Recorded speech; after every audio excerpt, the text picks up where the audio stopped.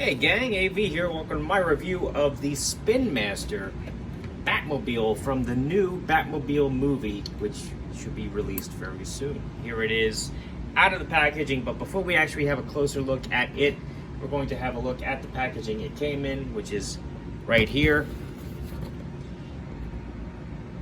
It's an opened box.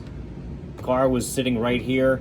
It was actually ingeniously held in place with these things, which I will kind of demonstrate in a minute, sort of. But anyway, before I realized how to open it up, I accidentally ripped this trying to figure out how to get the car out. It's actually a lot simpler than you might imagine, I will explain that in a second. But first, just says the Batman here down at the bottom. Can't really see that. The Batman Batmobile. Warning, choking hazard, Spinmaster, blah blah blah. Try me, Espanol. Push the button. Batman up there at the top. This is where the figure actually sits, and I will tell you, when you see the figure in the packaging, it looks like he has no cape. He does. I assure you the cape is actually fed into the back of the card there. I guess to prevent it from wrinkling, but he does have a cape, so no worries there. Also says it makes 15 different sound effects and lights and all that good stuff. It takes 3 AAA batteries. Side of the box just has a pattern with a picture of Batman. Just says the Batman DC. The Batman DC. On the back of the box, we get some goodies. We get a whole bunch of legal stuff there at the bottom. We get that's not really a product shot. That's like an artist rendering, I think. It looks like the figure, but I don't think you can get the figure quite in that pose. Maybe you could. I don't know. But anyhow. It says lights and real engine sounds, which we will demonstrate shortly. Shows you how to activate those sounds. Basically, you can roll the car back and forth, or you can push the button on the back. The doors do open, as you can see. And now I'm going to show you the bottom of the box, which is missing. Turns out that there was this piece right here, which looks like a whole bunch of legal mumbo jumbo. That was actually a perforated piece of cardboard. So when you get this home, you take that off, and there are the instructions to remove the car. You basically take these brackets like I was explaining, and they're plugged in through here, locking the car in place. Just tells you to unpop it and turn it, and then it comes right off. I was actually pretty impressed by that, and the fact that I was struggling to try to get the box apart to try to get the damn thing out. It's kind of laughable now that I see the way the thing was designed. I just wish they were a little bit clearer as to how to get the thing out. But anyway, there was one thing inside that compartment, which is the instruction book. And I gotta tell you, once you unfold the whole damn thing, you could probably wallpaper your room with it. It is enormous. Enormous. The instruction book for this thing. Have no fear though, it is your typical 50 different languages. That's why it's so big. In a nutshell, it basically says to turn it on, to put the figure in, push the engine button for lights and sounds, roll for different lights and sounds.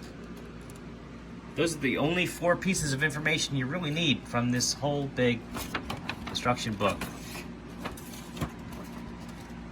Just so you know. Oh yeah, and there's a battery compartment there at the bottom. So anyway, get rid of this, get rid of that, toss these off to the side. Let's get to the good stuff. All right, here is the car. And it is awesome. I am a huge fan of the design of this Batmobile, and I think Spinmaster knocked it out of the park, quite frankly. For a $30 piece, this is fantastic. Nice molded detail in the front. The grille looks nice. The back engine looks like an engine, which is really cool. You can even see the roll cage supports coming through the body of the car.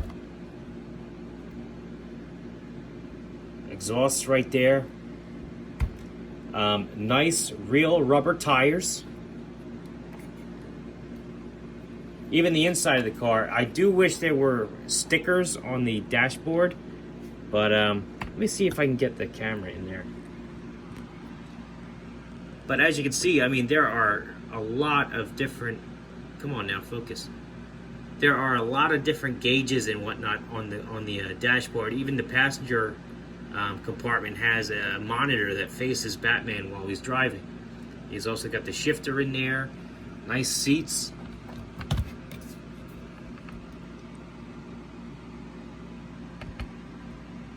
And yeah, he can actually hold on to the steering wheel too. I mean, they did a really, really, really good job with this. Anyhow, like I said, I wish there were stickers on the dashboard. That's the only thing I would have changed, just to really make the dashboard stand out. The vehicle also has lights and sounds, so if they could have made a way for the dashboard to light up as well as the engine compartment and whatnot, that would have been fantastic too. But anyway, let's see the bells and whistles, literally. So anyway, you can activate them by pushing the top of the engine here. It's just a large button. I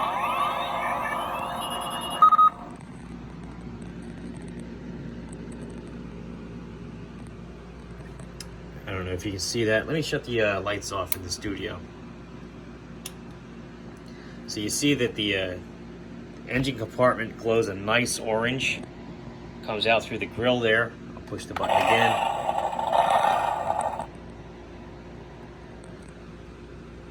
Unfortunately, I don't know the rhyme or reason to most of the noises that this thing makes.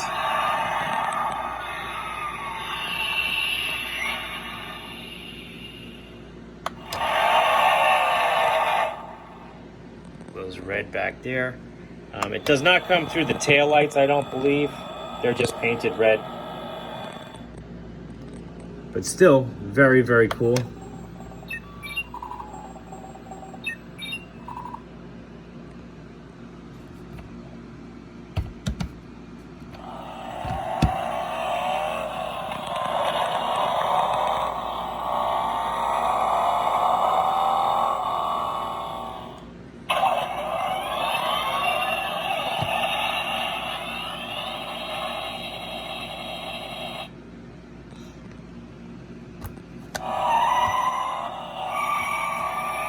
That flame effect does light up on the back.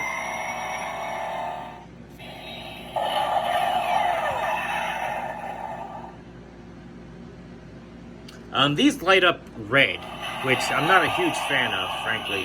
I wish they lit up blue as well, or were not there, even. But here's another look at the dashboard.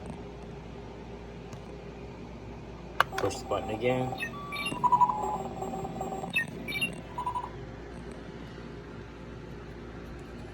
It also makes noises when you roll the wheels.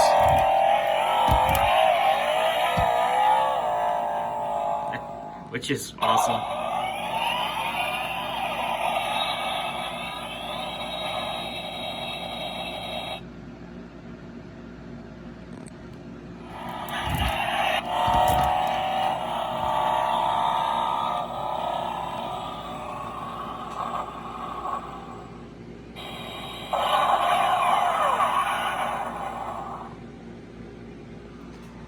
Very, very cool.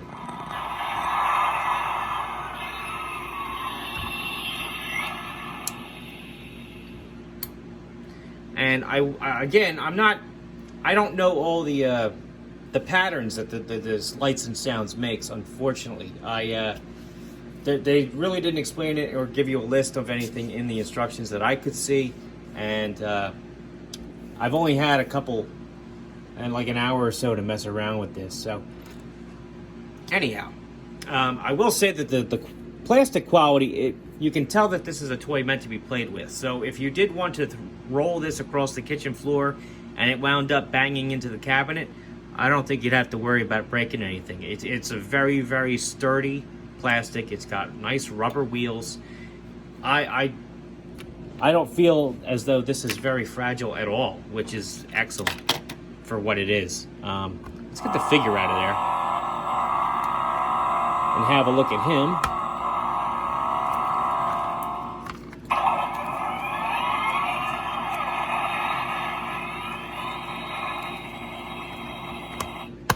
This is the Batman that came with it.